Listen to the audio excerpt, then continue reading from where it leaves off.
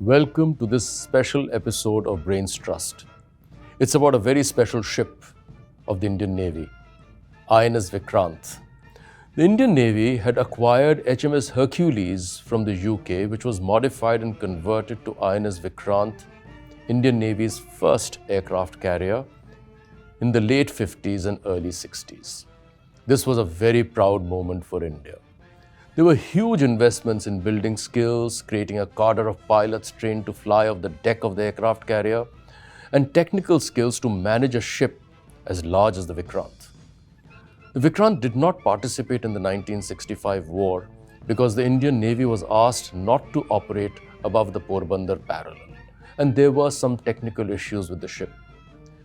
Just to give a background leading up to the 1971 war, where the Navy played a significant role, the Vikrant had a set of very serious technical problems. In that, one of its boilers was malfunctioning, which meant that it had to cut speed to 14 knots, which makes it very difficult to fly aircrafts off its deck. And there was an existential threat. The Pakistan Navy had mandated the Pakistan naval ship Gazi, which was a submarine, which it had acquired from the United States. And in its previous avatar, it was called the Diablo, which in Spanish means the devil. And the Gazi had only one mandate, which was to sink the Vikrant. The Vikrant is one of the most fascinating stories in any navy anywhere in the world, since the leadership of the Indian Navy evaluated the risks to the Vikrant coming from the Gazi, decided to overcome all the technical problems it had, and deploy the Vikrant. The Vikrant is called the mother by all the pilots who flew off its deck. It became a strategic arm in the 1971 war. This is one of the finest examples of how this warship overcame all odds and played a major role in the victory of 1971. And it changed the entire attitude towards aircraft carriers and naval aviation in India. And perhaps the Indian Navy owes a lot to the way Vikrant performed in the 1971 to what it is today. To tell this story, we have Admiral Santosh Gupta, who was awarded the Maha Chakra in the 1971 war. He is the author of this episode. He's a special person. He was among the first 12 pilots trained to fly off the deck of the aircraft carrier in the UK in 1960s. He commanded the White Tiger Squadron in the 1971 war. He's wearing the tie of his squadron, and he will be telling us the story of the Vikrant as it prepared itself for the 1971 war. So it's such an honor and a delight to have you talk about the Vikrant. You have been on the Vikrant from the time it was commissioned, and you trained on the Seahawks and Elysees for over 10 years before you assumed command of the 300 Squadron. How did the Seahawks under your command prepare for the 1971 war? I took over the White Tiger Squadron in January 1970.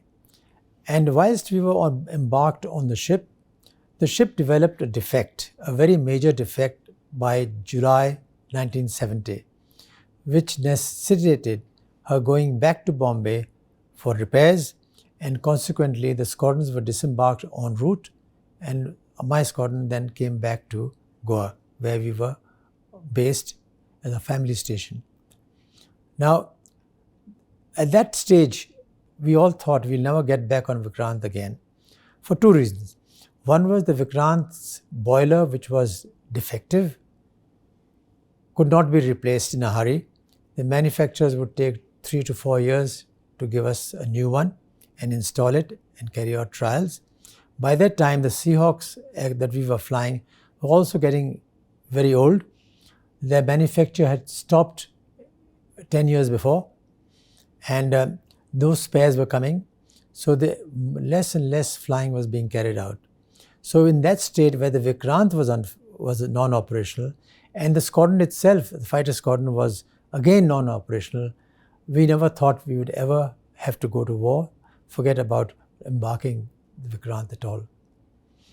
So now what really happened was, because the war was very imminent in 1971, it became necessary for Vikrant to sail out from Bombay because in Bombay she was very vulnerable from air attacks, from underwater sabotage, from bombing, from ships. It was in danger. So the ships was made to sail out, but before that happened, for 3-4 weeks she carried out trials, and the dockyard made her seaworthy at a reduced speed of 14 knots. So she sailed around the ocean and to the east coast with that limitation of 14 knots. Otherwise, with a new crew, which had to be worked up, and the squadron was then directed. I was directed to bring 6 aeroplanes to Madras and work off Madras and then exercise with Vikrant at sea. Because Vikrant was not allowed to take on aircraft, she was not in a state to operate aircraft with the speed limitations that she had. So since the aircraft situation in my squadron was so grim, we could manage only 4 aircraft. Finally, it became 6 after 2-3 weeks. And then I had no engineer officer who could look after the aircraft. And the electrical officer was very new, and he'd never been in the air world before. And here was my pilots. My pilots also had been posted out, and I had only 2 or 3 experienced pilots, and all the rest were all new pilots, unfit to fly on the deck in any case. With that in mind, we landed in Madras and on the 30th of July, and began exercising with Vikrant and landing back in Madras at the end of the exercises. And this continued for about a week, 10 days, until I was picked up by helicopter by Vikrant, and I landed on board. And then I attended a briefing with the captain of the ship and the operational crew, and I think the Eastern Naval Command Vice Admiral was there, and the CNS also had just come and departed. There it was made clear to me that we are going to go to war. We have to make do with deficiencies. We had to train our people, both the ship and the aircraft, and there we had to take part. It was vital that we we strike the enemy at their ports. We didn't know what's going to happen in the Western fleet, but this is what we'd been told. And so there was no arguing after that. And everybody put their heads into ensuring that we did what we were asked to do. And it would be the first time that the Navy would draw blood. It was appreciated by the Chief of Naval Staff and his operational commanders, especially the CNC Eastern Naval Command, that if Vikrant did not participate in this war, that would be the end of aircraft carriers for the Indian Navy, as also carrying any strike aircraft that operate from the aircraft carrier. That would be the death knell of the naval aviation at sea. It was obvious because we had never participated before in any war.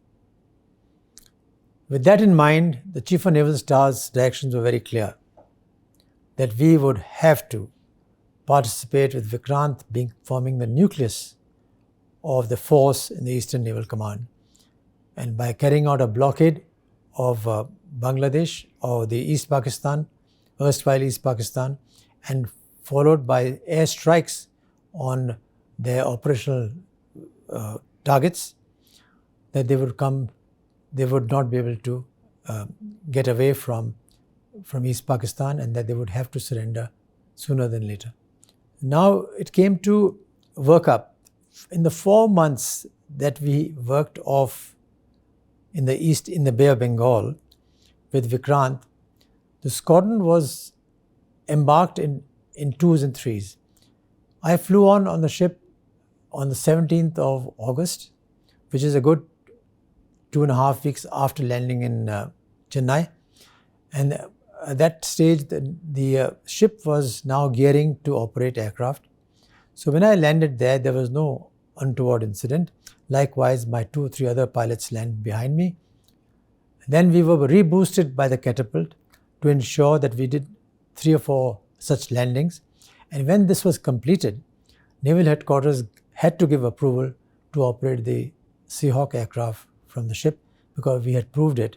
And nobody was taken to task because Chief of Naval Staff's blessings was there with us. So this way we continued for 4 months. In those 4 months, we grew from 6 aircraft to 18 aircraft by the end of October. And our pilots, from 3 or 4 experienced pilots, we grew to 15 pilots, as the older pilots were also transferred back to join me. Now, by the time we were fully ready for operations, in the 24 days of flying that we got in those 4 months, the flying was always between Chennai and Visakhapatnam, or Chennai and Andaman Islands to Visakhapatnam, the ship always being on the move. Apart from the first 3 or 4 days of the squadron's arrival in Madras, Vikrant was constantly on the move. And every time we exercised Vikrant, we had to get their position and then only be able to exercise with them. So this movement of Vikrant was again secret, and usually at that time operating within 100 miles of Madras. Until the squadrons got on board, an ex post facto sanction was accorded to operating Seahawk aircraft from on board, that the ship started now sailing long distances. And this was started from the end of, or 3rd week of August.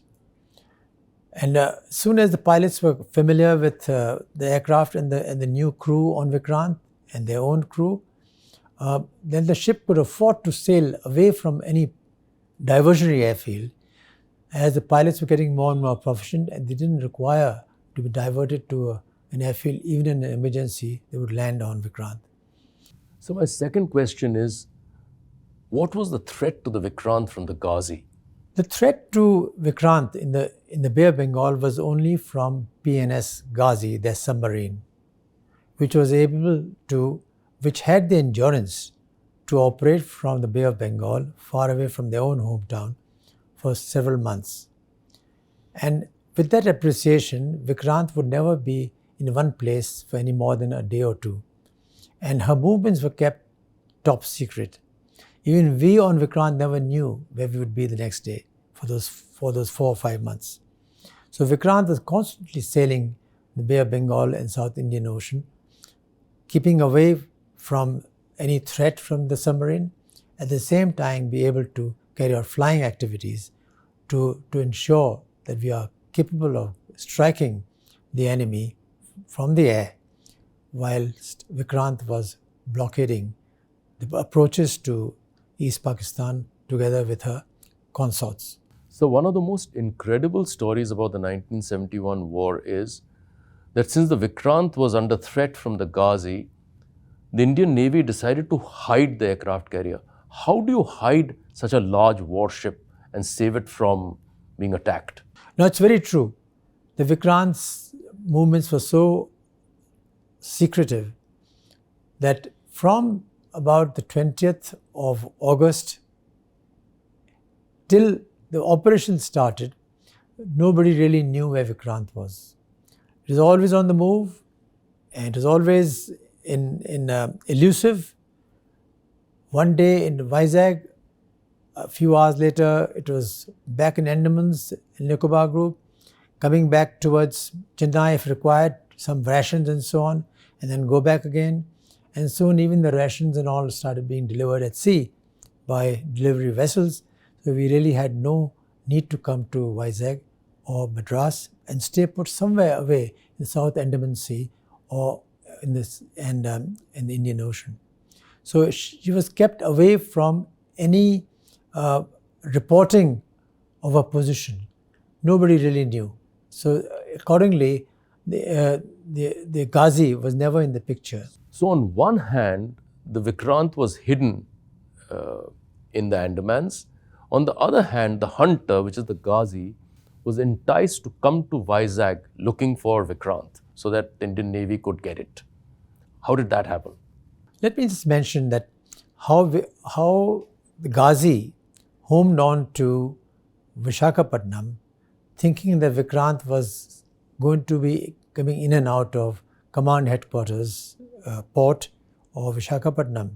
Apart from the signal traffic that is going up, all false traffic, giving the enemy the opportunity to to get hold of those signals as though Vikrant was operating those waters. INS Rajput was also placed there as a decoy so that it would create certain sonar signals, sound signals for the submarine as though the Vikrant was coming in. And that's why Gazi lay hidden in those waters. And then till she got very ambitious because she's almost certain Vikrant was now in Visakhapatnam. And that's when she started laying mines. And one of the mines blew up when the INS Rajput, which is operating and patrolling in that area, dropped depth charges.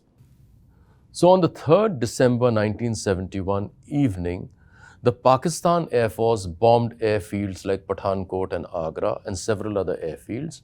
And as they say, the balloon went up and the war was declared. Interestingly, the same evening, there was a huge underwater explosion outside the Vizag harbour. Later, it was discovered it was the Gazi, which was outside the harbour, had gone down with its crew.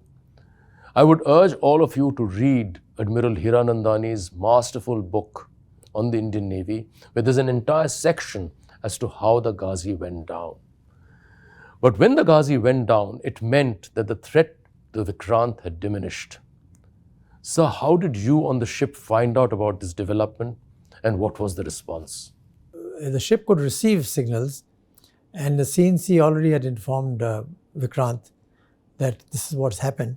And so now we became even more daring, and we had no problem at all accepting for enemy laying mines or else enemy having a few fighter aircraft that would come out to sea and attack. Each time aircraft carrier flies around with a strike capability and anti-submarine consorts and own aircraft, it carries with it wherever it moves, the whole sea, command of the sea in that area is like a moving platform. If you look at the map of the Bay of Bengal and where East Pakistan lay, reference to our own country, you'd find that the sea gets narrower as you go up north till it comes to almost a triangle like at the mouth of the Hooghly River.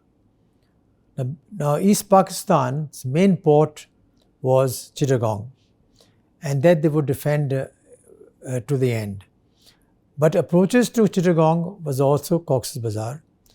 And we also realized after a while, and we also had this in mind earlier, that we must go up the rivers. So many rivers in Bangladesh, in East Pakistan, that escape was possible by smaller boats carrying troops and escaping through the rivers. So we attacked Khulna, Jalna, Mongla, Dohazari, all which lay along the rivers.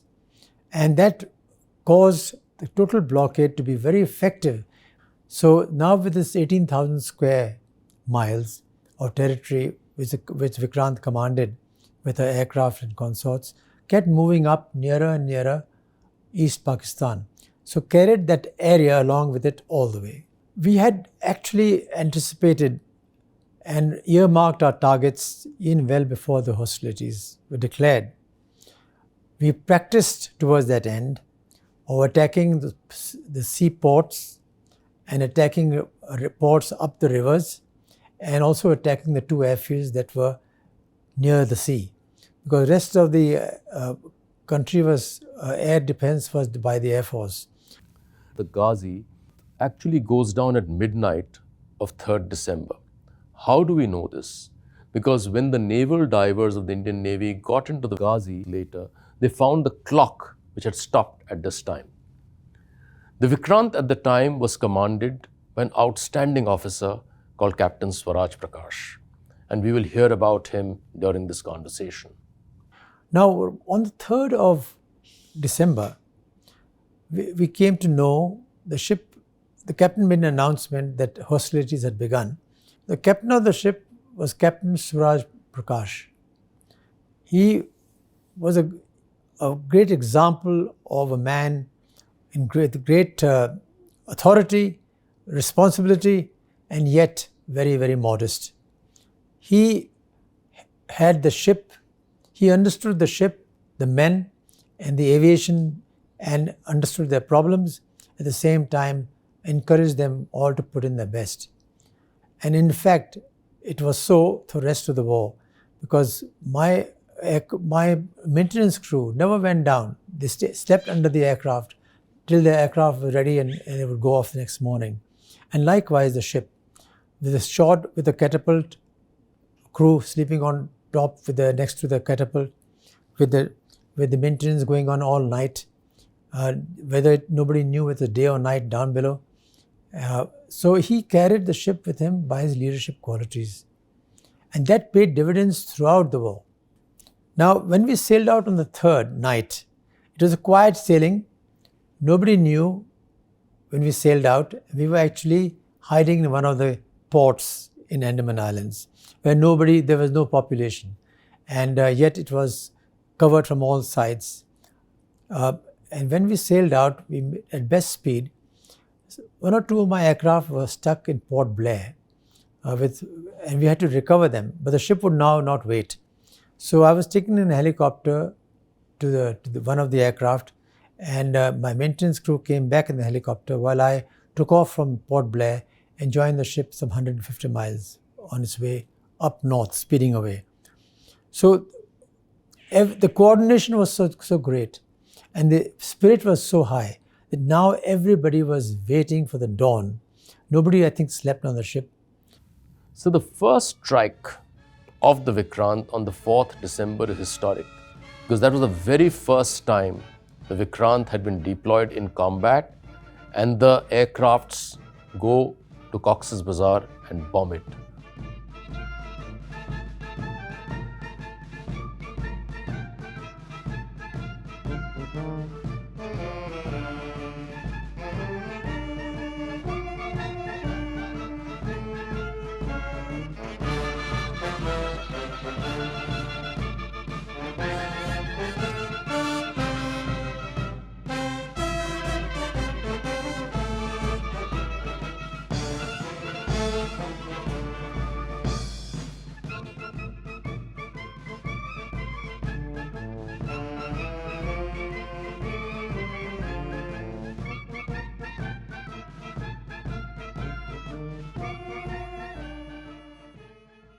Now, the first target that we had on the 4th of December was to air attack on Coxsbazar, where there was an airfield and some aircraft parked there. Soon after that, the main target actually was Chittagong Harbour.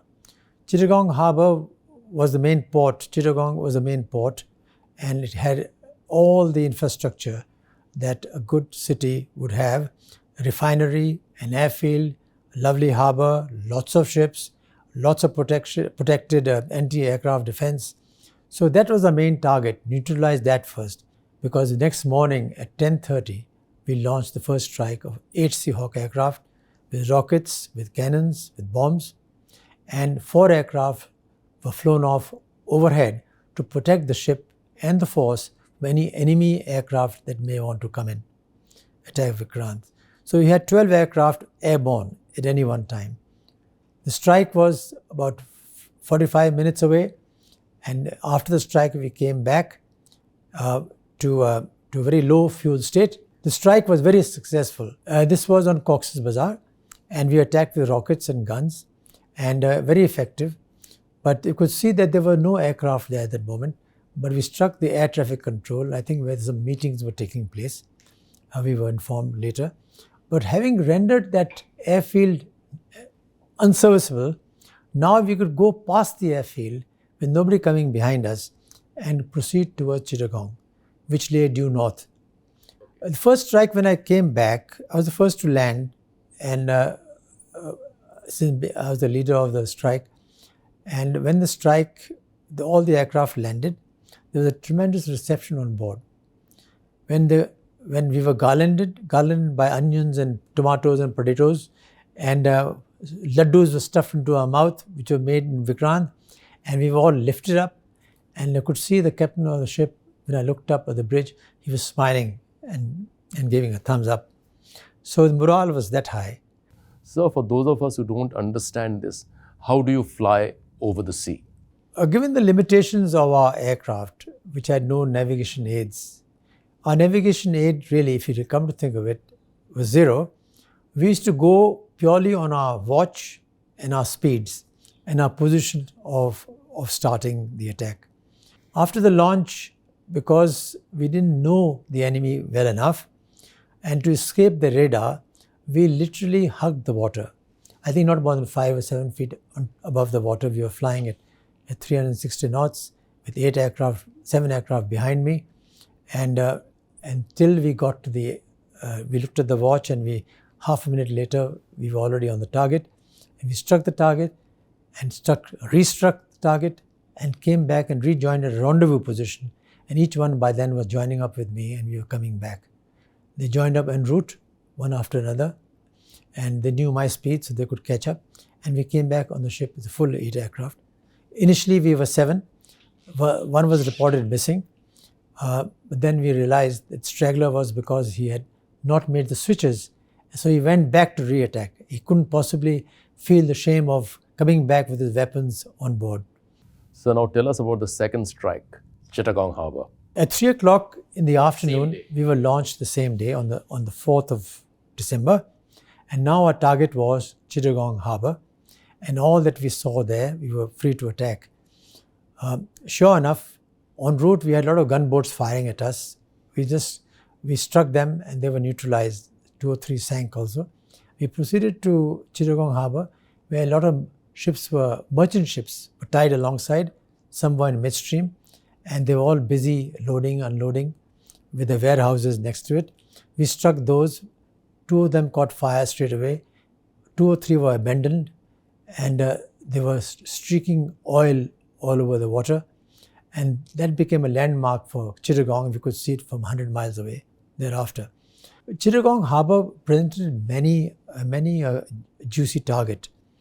Apart from merchant ships, there was a refinery, there was an airfield, there were a battery of guns firing at us. So we had targets all around us who were firing at us.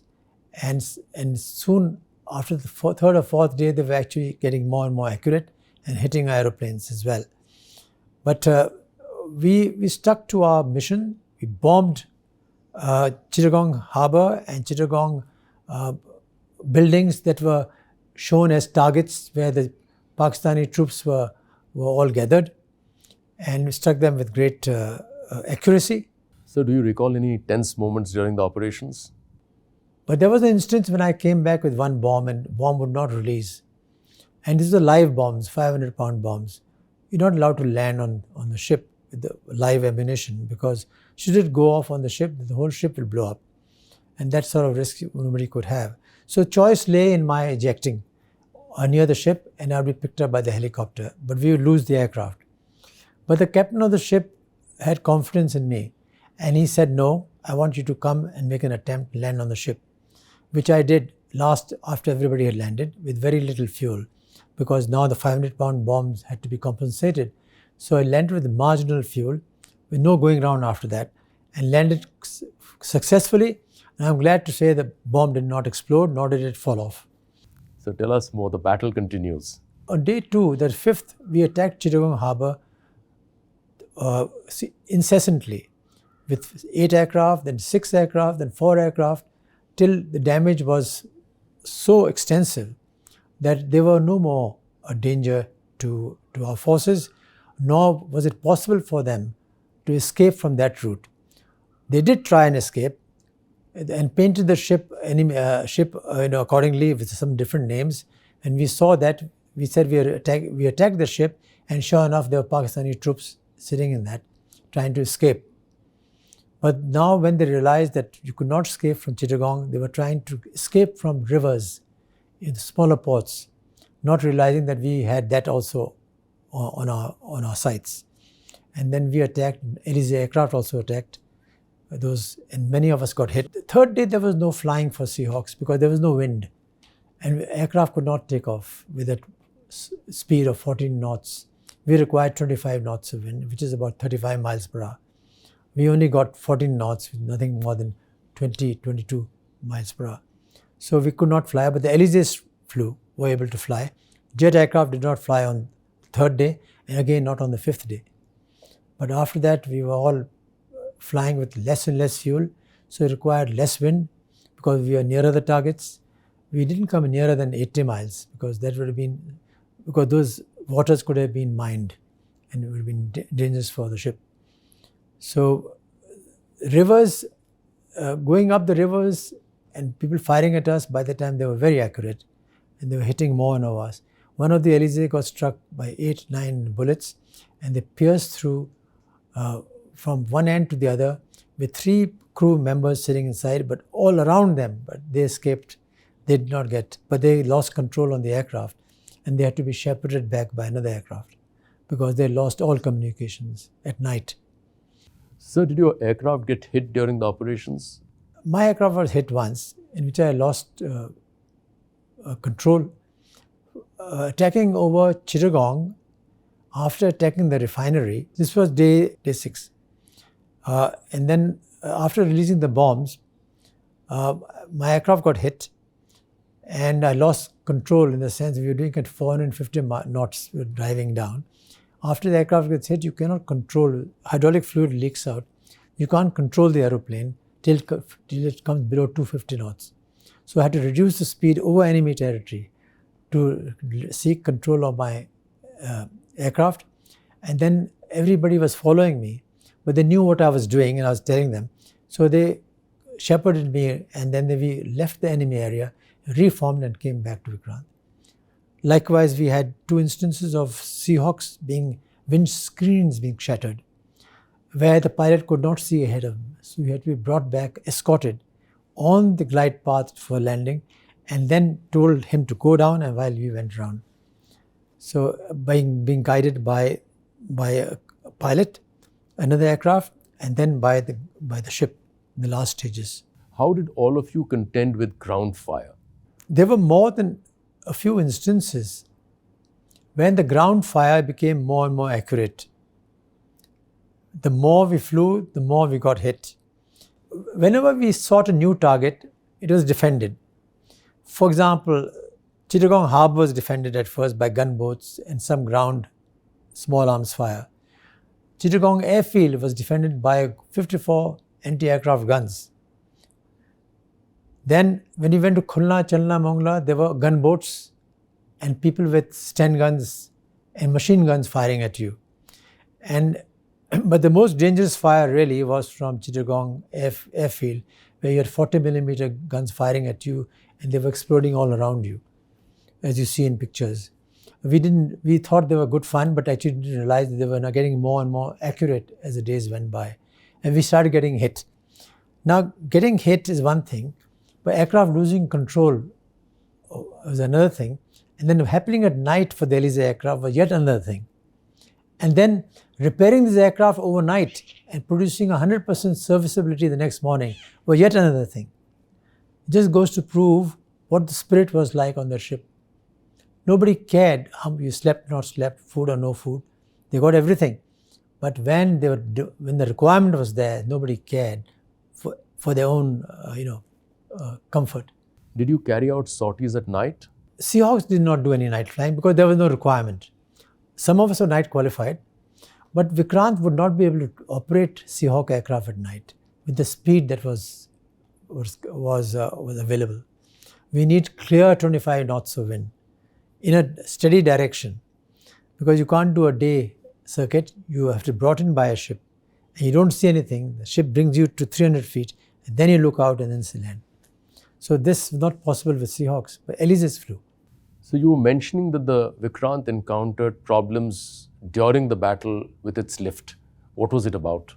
The interesting episode I want to relate to you is one that happened when the war was still on.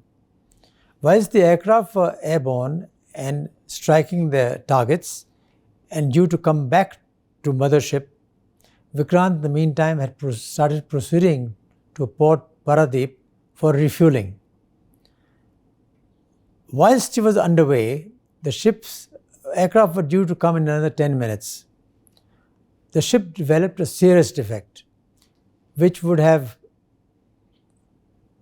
necessitated all the aircraft to be abandoned at sea and the pilots would then have to be recovered by helicopter.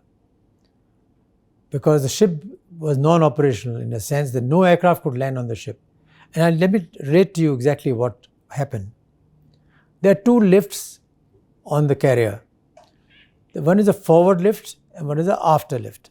The forward lift, the lifts are actually used to bring aircraft up and take them down for repairs, and the good aircraft, the service aircraft brought up, while the damaged aircraft or defective aircraft taken down to the hangars 2 floors below. It is necessary that this flow is maintained, otherwise there will be a traffic jam, very serious proportions on the carrier. Now it so happened the after lift, which is even more important than the forward lift, got stuck in the half-open position in view of the fact that one aircraft had to be taken down in emergency for repairs, and now the lift did not come up fully. So there was a well where the aircraft is actually supposed to land. Over this lift are the wires which the aircraft engages and stops. It was neither possible for the aircraft to engage any wire now, nor indeed land on the lift, because lift is stuck halfway down. The only option left to the captain of the ship was to order abandoning the aircraft. That means you can imagine if the aircraft are airborne, all have to eject, or unless there is a friendly diversionary airfield in the vicinity. There was none. Cuttack, Bhubaneswar were too far away. It so happened that the engineers got busy in trying to take shortcuts now and had to get the lift up. The captain of the ship himself was on the flight deck, I was informed later. And the captain of the ship told the officer of the watch on duty, who takes his place, to tell Lieutenant Commander Gupta, if necessary, you may have to all eject. We'll pick you up. Rest assured, we'll pick you up. Now this happened, this message I didn't get, but the officer of watch told me afterwards. In the meantime, what the engineers did was, they started the second motor for the lift. By pressure of the motors both running constantly, it moved the lift right up, broke the keep. The keep is something that keeps the lift in position. Otherwise, by every third, the lift will go down. So the keep broke. Now the lift was stuck in the up position. That means it would permit landings, but you cannot operate it, and there will be traffic jams down below, unless it is so planned that to get an aircraft which can come up the easiest way up. So this is what happened. And now aircraft all at very low in fuel landed one after another. And because we had all very highly trained pilots, they came back in the first attempt. Nobody had to go around because I think last aircraft would have had no fuel to go around. So this is what happened on the 14th or 15th, I forget, the day we were going. So there were other problems in the Vikrant that you had mentioned, like the radar malfunctioned. When a main radar was unserviceable and nobody in the ship could repair it, a team was brought to Port Blair, Andamans, when we were there, waiting for the hostilities to be declared. A team that came from Bombay and Visakhapatnam landed on the ship and then rectified that defect in 2 days. And that defect, only those engineers who knew the ship in and out, who knew the radar in and out, were able to position the spares or make do spares to make the radar serviceable. The implication otherwise would have been that no enemy aircraft would have been detected. Our own aircraft beyond 25 miles would be lost. No aircraft coming in, unless they came in within 25 miles, would be located, and it's too late for helping anyway. 25 miles away, we ourselves will see the aircraft, the ship. So this was another defect. And just before the war, this was, I think, a day before the war was declared, the 1st or 2nd of December. So these two defects. So the ship was really struggling all the way, whether it's the speed in the boiler, and that was a danger itself, because if it blew up, then the whole ship would go down. And so for that purpose, the engineers had positioned a sailor on the flight deck, which supplied the pipe that supplies fuel to the boilers. That could be shut off in emergency, but then the whole ship would shut down. but at least the ship would not explode. So constantly one sailor was there. You can imagine going to war in a ship which had restrictions of boilers, of explosion, 14 knots speed, radars ancient and often breaking down. At one stage, the pilots themselves were raw. There were no aircraft. To come into a state in 4 months, to a state, in fact, 3.5 months, when we were ready to go, what a great achievement indeed. And this couldn't have happened without a captain of a ship who knew what was happening, who kept his finger on the pulse all the time. Ultimately, responsibility lay with him. So this was the first time the Navy had deployed an aircraft carrier in battle, and fighter aircrafts flew off its deck and caused damage in enemy territory. You went to do damage assessment. What was it like? Then it was sometime on 16th evening when it was hostilities ceased. So 17th morning, the commanding officer of Vikrant, Captain Suraj Prakash, sent me on a helicopter and the other squadron commander in our own helicopter, armed with escorts, landed in Chittagong, because at my request I wanted to assess the damage done in Chittagong and also in the areas that we had bombed and attacked, because we had no experience of what our ammunition does. It's all theoretical. So we went to all the sites we attacked and saw the damage we created. Now we know what 500-pound bombs, live bombs can do. We know what rockets can do, or different high explosive and armor-piercing rockets, and what guns can do, cannons can do. So your recollections of the Bengali populations of the towns you flew over, did they know who you were? Let me also tell you that the population of Bangladesh, or the Bengali local population, was all for India. Nobody knew for the first 4 or 5 days where the aircraft came from. It's only after the 6th day they realized that Vikrant was in the area, because All India Radio was announcing that. And then they would run up to the rooftops and wave out to us, the population. In the beginning, they were all scared. Any aircraft noise, they would run down. But now they were out there waving out to us after the 6th day. So while you were on the Vikrant in the middle of battle, the 7th Fleet was lurking in the corner. What are your recollections of the 7th Fleet? About the 7th Fleet, again, is an interesting thing. We had known the 7th Fleet had sailed out from the Pacific Ocean and heading towards the Indian Ocean. 7th Fleet was coming in with the consorts, and 7th Fleet consists of the aircraft carrier USS Enterprise, which was nuclear powered, and is 4 times the size of Vikrant, with 150 aeroplanes, 120 aeroplanes, and powered nuclear, and with all the weapons that they had. The idea was to interfere and stop the war before it got out of hand. But they did not succeed, because the war ended in 13 days.